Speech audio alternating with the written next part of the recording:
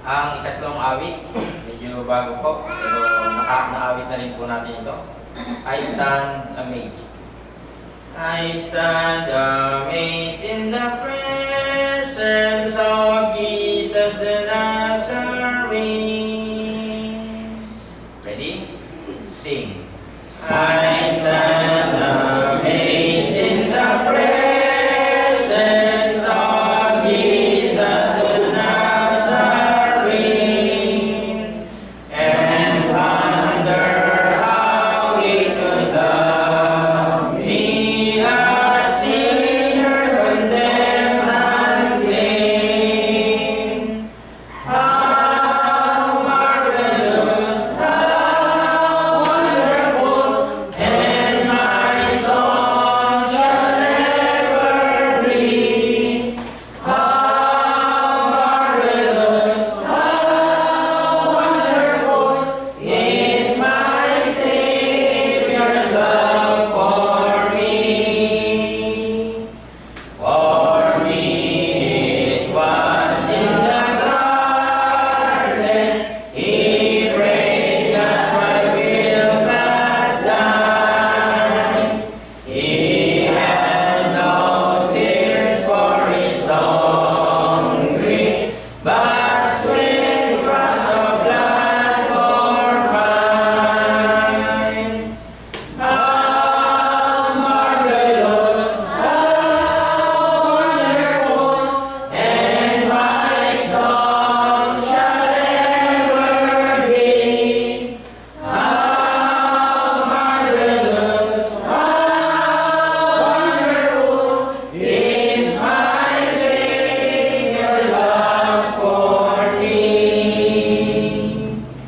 In pity, angels beheld Him, and came from the world of light to comfort Him in the sorrows He bore for my soul that night.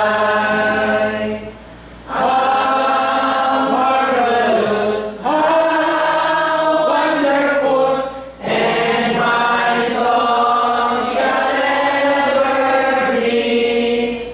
How marvelous, how wonderful is my Savior's love for me.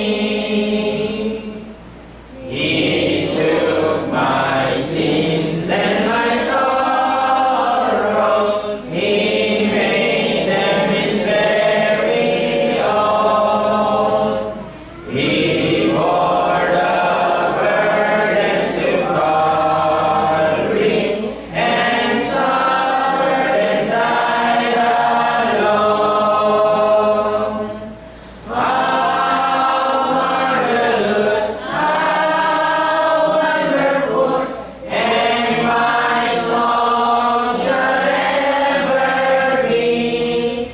How marvelous, how wonderful is my Savior's love for me. When with our ransom in glory, His face I at last shall see, 'twill be my joy through the ages to sing of His love for me. How marvelous, how wonderful, and my song shall ever be.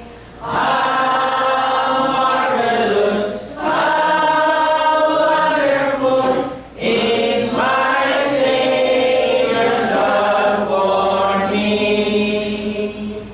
Tawag natin Brother Jason ang aking prayer po.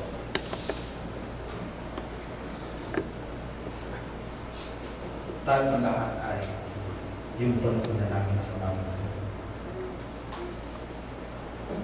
Abang banal na dakila at lubang makapangyarihan sa lahat. sa puntong ito, Panginoon, ay ang bawat isa sa amin ay lumalapit sa iyong paanan na nagpapakumbura nang humingi ng kapatawaran sa lahat ng aming mga kasalanan ng gagawa sa iyo. Maraming salamat po, Diyos, sa umagang ito na minsan pa ay niloob mo na muli kami makakita upang sambahin ka sa Espiritu at sa katotohanan. Maraming salamat, Panginoon Diyos, sa buong sanlinggo na patuloy mong ingatan ang buhay ng bawat isa sa amin. At muli, Panginoon, itinulog mo na makarating ang bawat isa sa amin sa dako ito upang ihandog ang aming sarili bilang ating buhay, banal at kaaya-aya sa iyong harapan. Panginoon Diyos, dalangin po namin sa bagong ito na linisin mo ang aming mga puso at isipan na handang makinig ng iyong mga salita at nawa, Panginoon Diyos, ang iyong mga salita na aming mapakinggan sa bagong ito ay maglumagat ng mainam sa aming puso at isipan.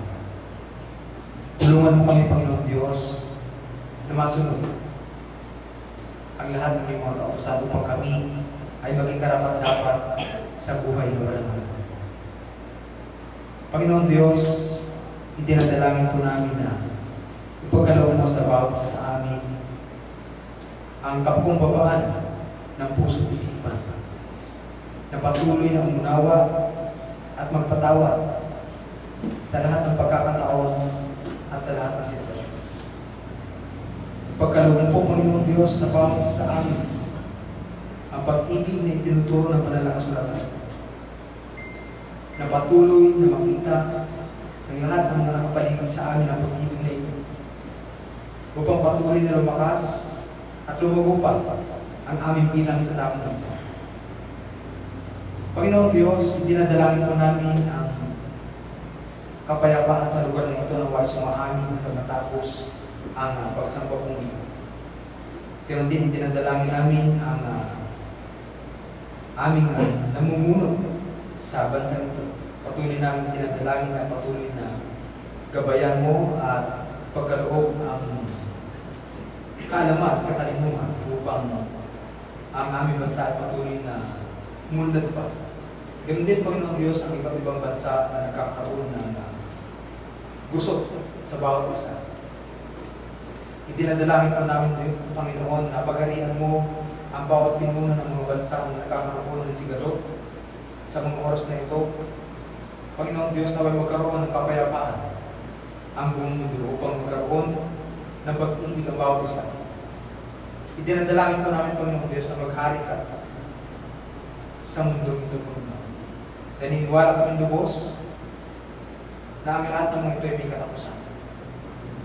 Dinadalangin namin, Panginoon, na lahat ng atang pagtulog na may pagkaluban mo ng kaalaman, kalituhan, kalakasan, ang kalusugan ay patuloy na sumakanila upang ang iyong mga salita ay patuloy na sumabog at kumalat hindi lamang dito sa Pilipinas kundi sa buong mundo. Panginoon, sa mga kapatid mo namin na dumaranas ng